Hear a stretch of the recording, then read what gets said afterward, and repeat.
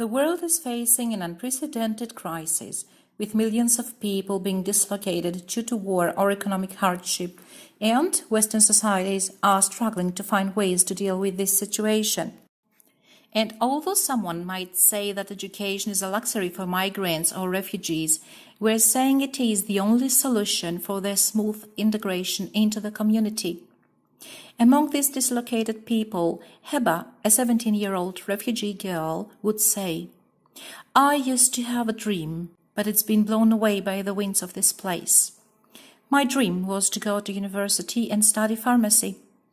It was on my mind and in my heart, but it's been reduced to ash.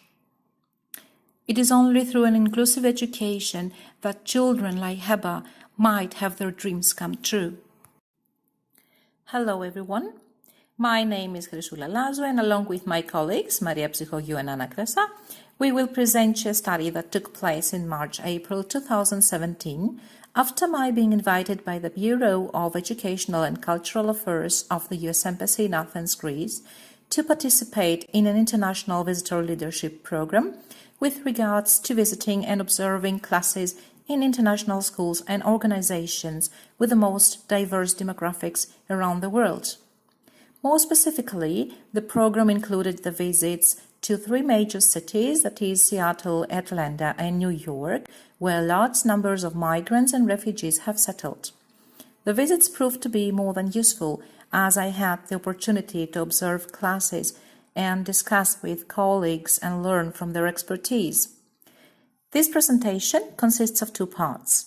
The first part refers to the observation of classes from the teacher's perspective, and the second part focuses on my reflection and implementation of the certain approaches and practices in my social and educational context. Therefore, it aligns with the course intended learning outcomes, namely appraise the inclusive practices and values of learning environments, and design effective strategies for the application of inclusive practice in the classroom and educational setting. So, does a teacher possess the power to make a migrant or refugee child's dream come true? At this point, an additional comment should be made as to differentiate to some extent migrants and refugee students' profile. Though they bear a number of similarities, migrants have chosen to leave their home for greener lands, whereas refugees were forced to leave burning lands. Nevertheless, both groups of dislocated people were made welcome and accepted in school, since children had very little to do with their parents' decision to flee their country. According to International's Network for Public Schools, the student body in the network's 17 schools is 28% Asian, 11% Black, 53% Hispanic, and 8% White, Arabic, or other. Youth in these schools come from 130 countries, speak 102 languages, and their literacy skills in their native languages vary widely. The effects of refugee experience on a student's education are many. The limited or interrupted formal education, the illiteracy in native language, the age or grade misplacement, the difficulty in balancing school and family life, the emotional adjustment to a new country, language, environment, and school. Refugee youth also experience the effects of war, violence, and trauma. Thus, they may be easily distracted, have difficulty sustaining attention, have memory problems or recurring memories of traumatic experiences, experience strong and sometimes uncontrollable emotions, show fear of new situations, show lack of trust, have a heightened sensitivity to issues of fairness, experience physical problems or sleeping problems, and exhibit lack of emotion. How do we, teachers, meet these challenges?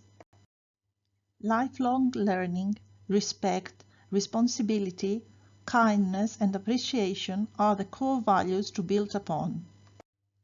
According to Ryan, fundamental criteria in developing an inclusive educational setting on behalf of the educator are to show respect for diversity and kindness.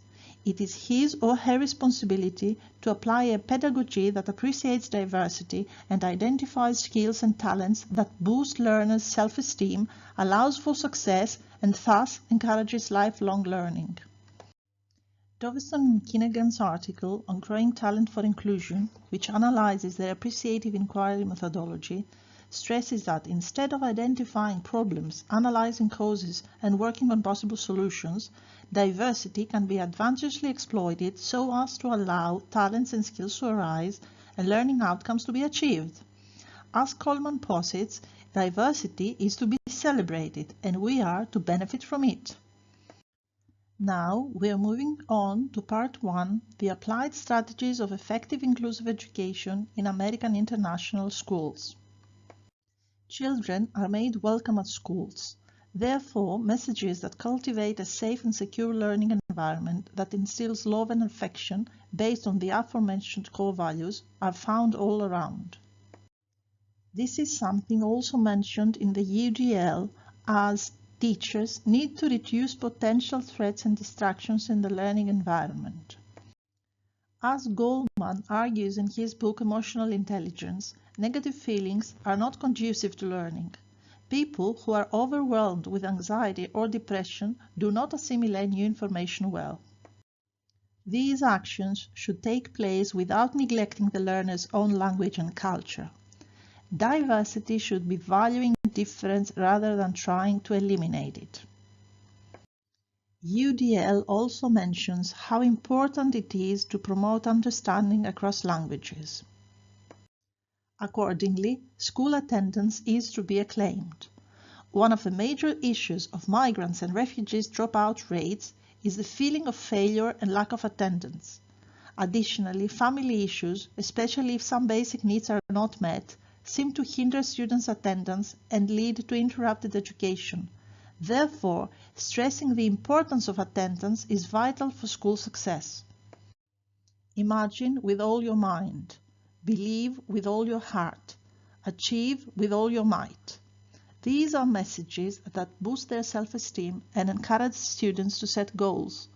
Positive reinforcement and motivation are closely interrelated, so the instructors urge students to do their best by having faith that their goals can be achieved and high expectations that they will fulfill their true potential.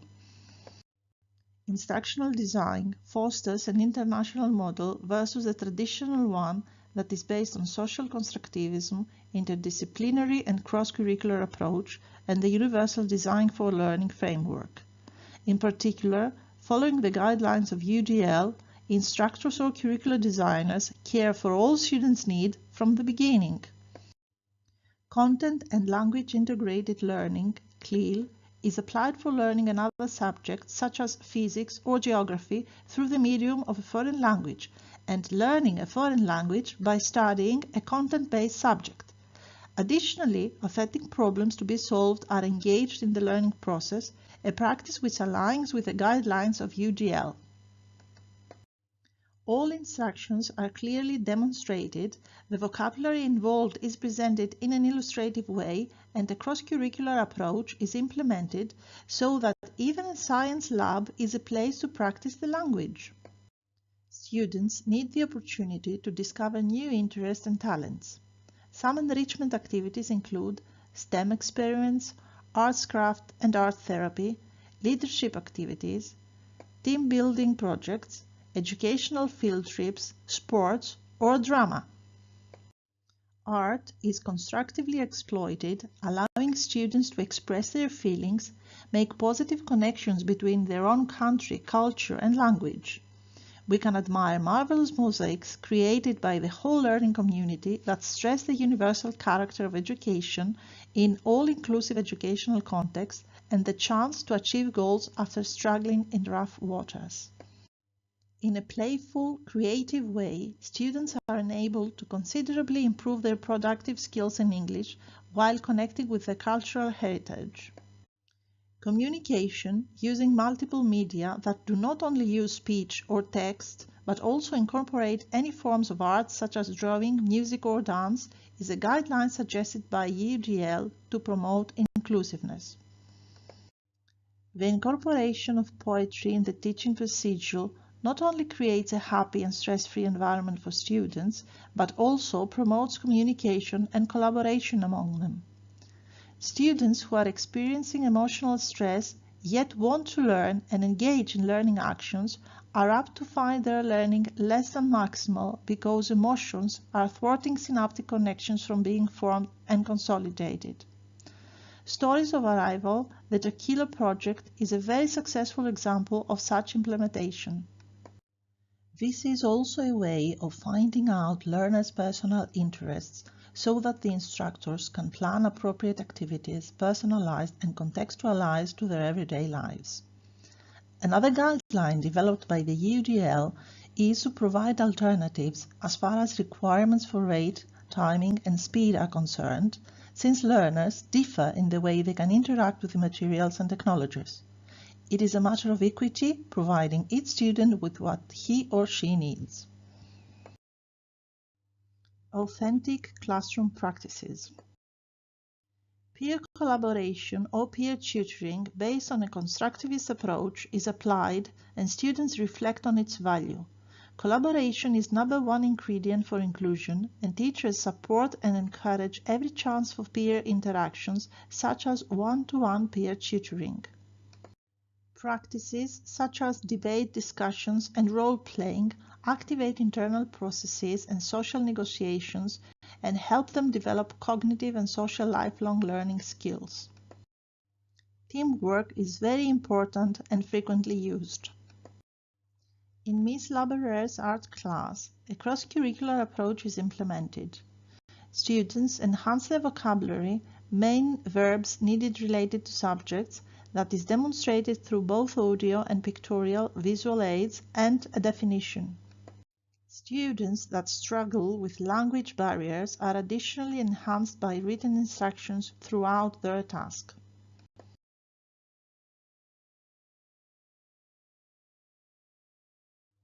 There was a really interesting meeting with all stakeholders. Ryan maintains that inclusive approaches need to involve all members of the school community, meaning teachers, students, and parents as well. They can serve formal or informal roles, from taking part in school councils to volunteering. Only parents were not present, as it took place during working hours. The school principal, VP, teachers, and the school government, a mixture of ethnic and cultural diversity, all inclusive in the decisions and sharing responsibility for them. It is worth mentioning that school government attends an additional 2-hour course relevant to developing leadership and decision-making skills. The school provides all staff high-quality, ongoing, job-embedded and differentiated professional development so that all teachers are able to plan for meeting the differentiated students' needs. Assessment is an ongoing process to enable the leadership team evaluate and support each student individually or modify the curriculum and instructional strategies.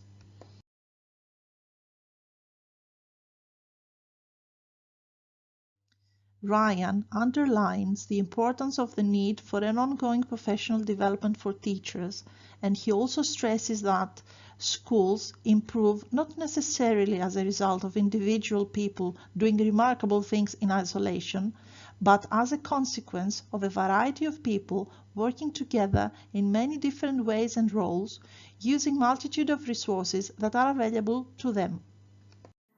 So, can we design and implement effective strategies for inclusive practices in the social and educational setting in Greece? Kavala is a town and port in the northeastern Greece, which has recently experienced an unprecedented influx of migrants and refugees, especially from Syria, Afghanistan, Iran, and Iraq, due to political and socio-economic reasons. The local community and administration, being quite unprepared to deal with such an issue, is still struggling to cope with the successful inclusion of this newly arrived population. The fact that there are language barriers, different culture and religion, and these people's frustration and despair due to a traumatic war and meta-war experience calls for great efforts on behalf of all stakeholders to successfully achieve social and educational inclusion in the Greek context. We, as educators, and after the participation in the IVLP program, decided to suggest practices and take steps to this end. A group of volunteers, all educators, with the permit of the Ministry of Migration and the support of the International Organization of Migration in Greece, were allowed entrance to the special accommodation designed for the newly arrived refugees. Our efforts were met with mixed enthusiasm and caution, but soon it proved to be a success. Our main goal was not only to teach the language, but also to integrate them into a new social setting. The implementation of the program included a welcome celebration, an introductory lesson, team teaching, older students who helped as native language volunteers with their younger students, a constructivist approach based on their background knowledge, and the implementation of meaningful tasks. The idea of a welcome celebration was a moment of great joy for all participants. They had suffered hardships across the sea and safely reached Kavala. Having settled in the accommodation center, they were struggling to meet basic needs. Colorful balloons, delicious food, outdoor games, music and dance was an unexpected oasis. It was an opportunity to develop trust and bonds not only with the local community, but among them as well, given that racial and cultural diversity and language barriers made them cautious even in their in-between relationships.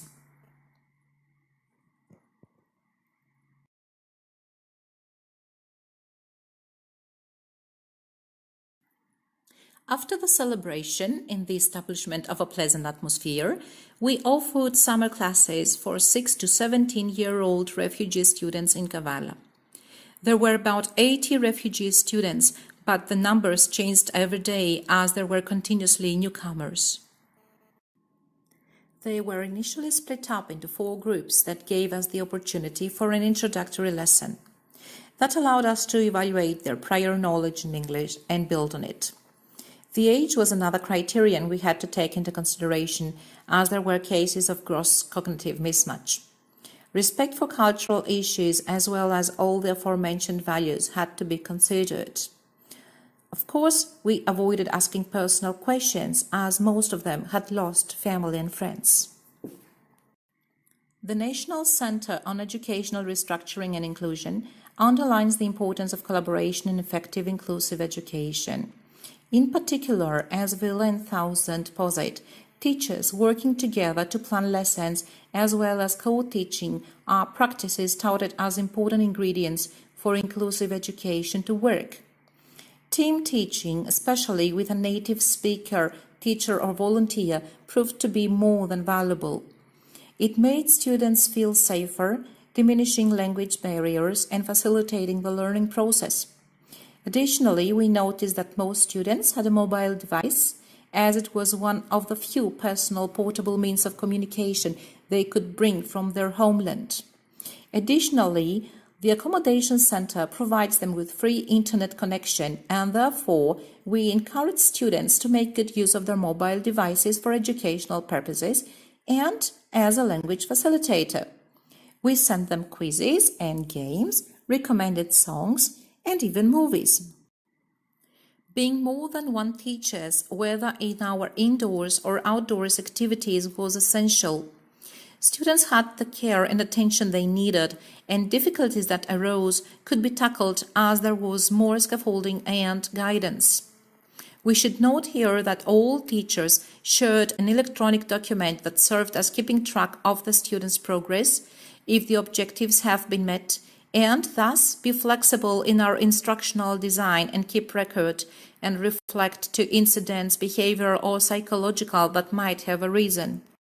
Visual aids, that some of them were created by students themselves, helped them select information when needed, organize this incoming information and integrate new knowledge. This allowed for a constructivist approach to flourish. More specifically, the SOI model was implemented that aligned with the universal design for learning principles, gave the students the tools to build skills and develop learning strategies. Meyer supports that the learner selects relevant information for further processing, organizes the incoming information, and integrates it. This model, which is known as the SOI model, does not support rote transmission of information, but advocates for the active cognitive processing of information that maximizes opportunities for meaningful learning. Students made frequent reference to visual cues, which was particularly useful when building productive skills, that is, speaking and writing.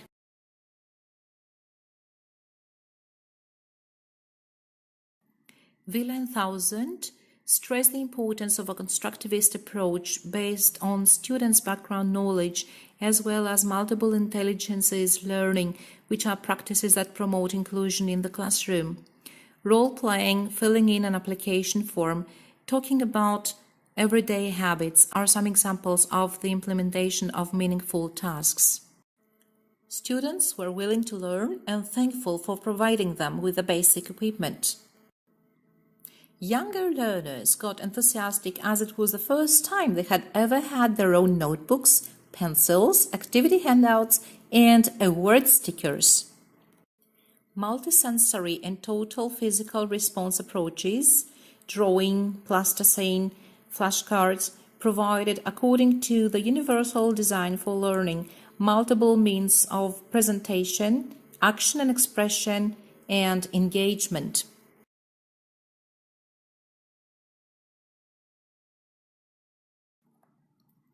Our older students helped as native language volunteers with our 6 to 9-year-old students. Peer-mediated instruction has been found as one of the most effective strategies for inclusive education with very positive outcomes regarding acquisition of skills.